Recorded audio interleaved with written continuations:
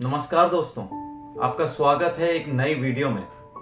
ये बात है 7 दिसंबर 1941 की। ये वो दिन है जिस दिन दुनिया एक नया मोड़ लेने वाली थी। हिस्ट्री की वन ऑफ द सबसे बड़ी घटना, यूएस नेवी के ऊपर एक ऐसी मुश्किल आने वाली थी जिसका उन्होंने सोचा भी नहीं था। सुबह करीब 7:57 AM यूएस नेवी के एक कुक डोरिस मिलर को एक सायरन सुनाई देता है। सारे नेवी ऑफिसर बाहर आके आसमान की तरफ देखते हैं तो वो सब देखते ही रह जाते हैं कि पूरा आसमान जापानीज नाकाजिमा 84 बॉम्बर एयरक्राफ्ट से भरा हुआ था।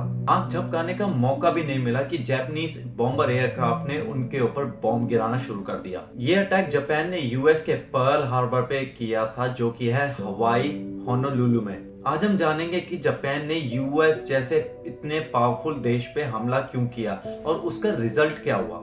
डोरिस मिलर नामी एक नेवी कुक को अमेरिका का सबसे बड़ा अवार्ड क्यों दिया गया और अमेरिका ने जापान पे न्यूक्लियर अटैक क्यों किया। आपका फिर से स्वागत है मेरे चैनल पे। A short time ago, an American airplane dropped one bomb on Hiroshima and destroyed its usefulness to the enemy.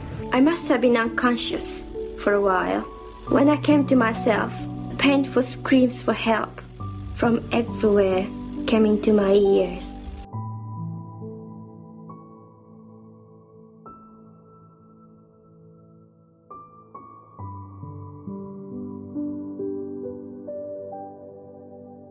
ये इंटरेस्टिंग स्टोरी की शुरुआत होती है लेट 19th सेंचुरी में, जब जापान इंडस्ट्रियलाइज हो रहा था और जापान अपना एक खुद का एम्पायर बनाना चाहता था। यूएस ने चाइना को वर्ल्ड वॉर 2 में बचाने के लिए और सपोर्ट करने के लिए काफी कुछ दांव पे लगा दिया था। वर्ल्ड वॉर 2 जिसमें एक साइड एक्सिस पावर यानी जर्मनी, इटली और जापान और एक साइड एलाइज पावर यानी great Britain, Soviet union, France और चाइना थी। बट यूएस इनडायरेक्टली कैसे इन्वॉल्व हो गया था वो हम फिर कभी बात करेंगे। अभी बात करेंगे जापान की और यूएस ने उस पर अटैक कैसे किया, क्यों किया। जापान के पास एक चीज की कमी थी, वो थी नेचुरल रिसोर्स, जिसकी वजह से वो आसपास के हाई रिसोर्सेज देश यानी चाइना, कोरिया और ताइवान जैसे देशों पे अटैक करता था और अपनी पावर वहां दिखाता था। पैसिफिक ओशियंस के देश जैसे फिलीपीन, इंडोनेशिया, मलेशिया ऐसे देशों पे भी जापान की नजर थी। बस प्रॉब्लम ये थी कि उस टाइम मलेशिया ब्रिटिश कॉलोनी थी, इंडोनेशिया नीदरलैंड्स कॉलोनी थी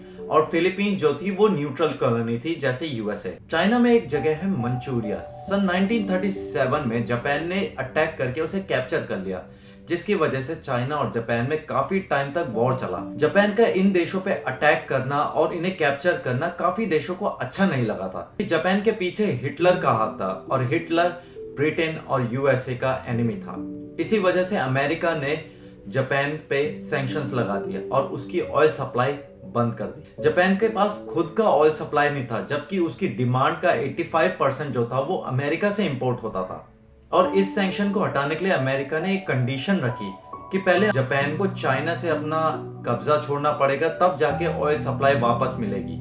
ये जापान के लिए बहुत बड़ा डिसीजन था, या तो वो अपना कब्जा चाइना से छोड़ दे और ऑयल सप्लाई कंटिन्यू कर दे, या वरना जापान को ऑयल नहीं मिलेगा और वो इंडस्ट्रियलाइज नहीं कर पाएगा। अब अगर जापान यहाँ पे पीछे हट जाता है और अपना कब्जा चाइना से छोड़ देता है तो बाकी देश ये समझेंगे कि हिटलर का सपोर्ट होने के बाद भी जापान ने दुश्मनों के सामने घुटने टेक दिए। और दूसरी तरफ था ऑयल, जिसकी वजह से जापान इंडस्ट्रियलाइज नहीं कर पाएगा। जापान ने डिसाइड किया कि वो चाइना से अपनी पकड़ नहीं छोड़ेगा और ऑयल के लिए वो इंडोनेशिया जो कि नीदरलैंड्स की कॉलोनी थी उस पे अटैक करेगा।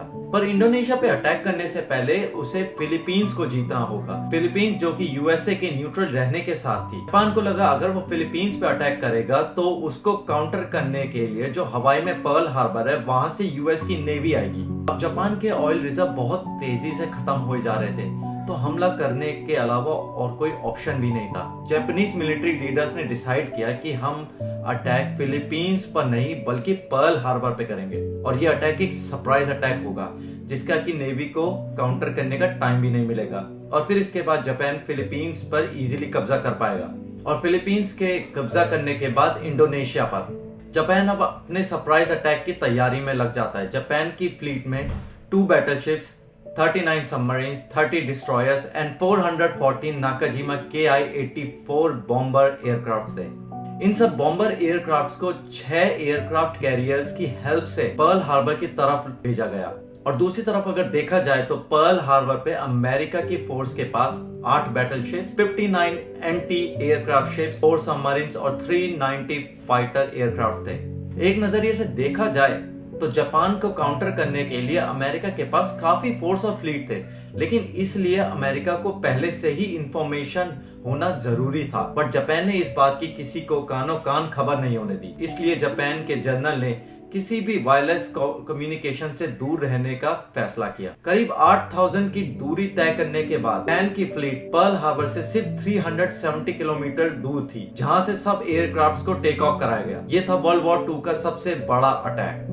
दोस्तों, यहाँ तक अमेरिका वर्ल्ड वॉर 2 में अभी डायरेक्टली इन्वॉल्व नहीं हुआ है। 7 दिसंबर 1941 की करीब 7:57 AM को 350 Japanese Nakajima KI-84 bomber aircraft ने अटैक कर दिया। इस अटैक को 2 अलग अलग ग्रुप में किया गया। फर्स्ट ग्रुप को लीड किया था कैप्टन मुतिशो फुशिदा। करीब 45 मिनट्स तक जापानीज बॉम्बर एयरक्राफ्ट्स ने पूरे बेस पे बम गिराए और जब 45 मिनट्स ओवर हुआ उसके 10 मिनट बाद ही सेकेंड वेव आई।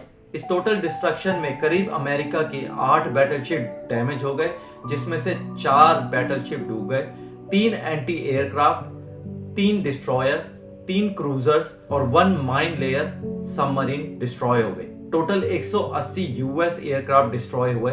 टोटल 2403 अमेरिकन मरे और 1178 इंजर्ड हुए। इसी अटैक के दौरान अमेरिका की एक बैटलशिप में एक डोरिस मिलर नाम का अफ्रीकन अमेरिकन आदमी मौजूद था। अटैक के टाइम एक जापानीज टॉर्पीडो उसकी शिप पे आ गिरा, जिसकी वजह से डोरिस के शिप का कैप्टन और काफी लोग इंजर्ड हो गए। डोरिस ने अकेले ही इन इंजर्ड लोगों को सेफ जगह पे शिफ्ट किया और शिप की एंटी एयरक्राफ्ट गन पे चढ़ के जापानीज एयरक्राफ्ट पे अटैक किया और कम से कम 6 जापानीज एयरक्राफ्ट को डिस्ट्रॉय कर दिया। इस अटैक में जापानीज फ्लीट ने total 29 aircraft, 5 submarines and 64 serviceman मरे। सेम डे अटैक के बाद जापान ने यूएस के और ब्रिटिश एम्पायर के against declaration of war declare कर दिया। उसका डॉक्यूमेंट मैं डिस्क्रिप्शन में डाल दूंगा। डोरिस मिलर पहले अफ्रीकन अमेरिकन बने जिन्होंने बाद में अमेरिका का वन ऑफ द ग्रेटेस्ट और हाईएस्ट सर्विंग मेडल दिया गया। ये अवार्ड नेवी में सबसे बड़ा और अमेरिका में दूसरा सबसे बड़ा मेडल ऑफ ऑनर के बाद दिया जाता है। जो ये जापान ने अटैक किया था, ये विदाउट डिक्लेरेशन ऑफ वॉर के अटैक किया था, जो कि बाकी टोक्यो ट्रायल्स में जज किया गया और इसे एक वॉर क्राइम कहा गया। हालांकि जापान के इस अटैक के बाद पर्ल हार्बर इतना डैमेज नहीं हुआ, तो पर्ल हार्बर को कभी शट डाउन नहीं किया गया और उसके रिपेयरमेंट के साथ ही वो वर्किंग फेज में ही रहा।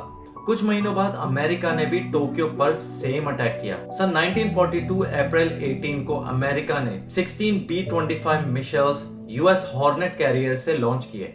ये रेड यूएस का रिटेलिएशन था अगेंस्ट जापान, जिन्होंने पर्ल हार्बर पे अटैक किया था। इस रेड को नाम दिया गया डू लिटिल रेड, जिसका लिंक मैं डिस्क्रिप्शन में डाल दूंगा, तो आप पढ़िएगा जरूर। अगले 4 साल तक अमेरिका और जापान की वॉर चलती रही, जिसमें अमेरिका के पास पावर ज्यादा होने के कारण उसका हमेशा से अपर हैंड रहा। इस सब के बावजूद भी जापान अमेरिका के सामने हार मानने को रेडी नहीं था। 6 अगस्त 1945 अमेरिका ने जापान के अगेंस्ट अपना सबसे डेंजरस अटैक किया। सुबह के करीब 8 AM जापान के हिरोशिमा शहर के ऊपर एक Boeing B-29 super fortress aircraft देखा गया। इस एयरक्राफ्ट ने 4400 kg का यूरेनियम फिशन वेपन हिरोशिमा पे गिरा दिया। एग्जैक्टली 43 सेकंड्स के बाद एक जोरदार धमाका हुआ और सब कुछ व्हाइट हो गया। एक फायरबॉल जैसा क्लाउड जमीन से ऊपर जाता हुआ देखा, जिसने ग्राउंड का टेम्परेचर 5000 डिग्री तक कर दिया।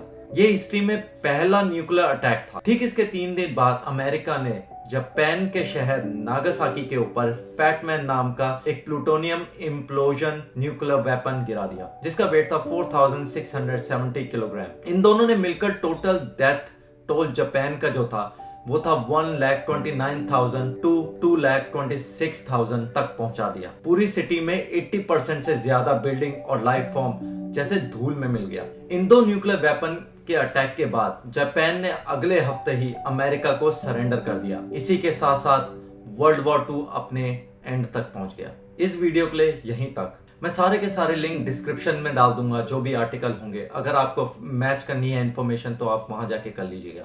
अगर ये वीडियो आपने एंड तक देखा तो उसके लिए शुक्रिया। मिलते हैं नेक्स्ट वीडियो में। तब तक के लिए अपने दिल से इस वीडियो को लाइक और शेयर जरूर करें। स्वस्थ रहें और सुरक्षित रहें। जय हिंद।